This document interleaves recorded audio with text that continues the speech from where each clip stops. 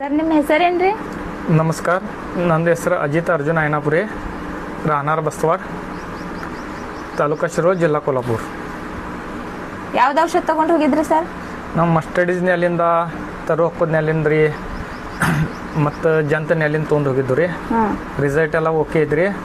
ಮತ್ತು ನೀವು ಭೀ ಸಿದ್ದಕಲ್ಲ ವೆಂಟರಿ ಕ್ಲಿನಿಕ್ದಾಗಿನ ನೀವು ಭೀ ಔಷಧ ಒಯ್ಯಿರಿ, ನಿಮ್ಗೆ ಭೀ ರಿಸಲ್ಟ್ ಏಕ ನಂಬರ್ ಸಿಗ್ತೈತೆ ರೀ. ಏನೂ ಖರ್ಚಿಗೆ ಬಾಜು ಹೆಚ್ಚಿಲ್ಲ ರೀ.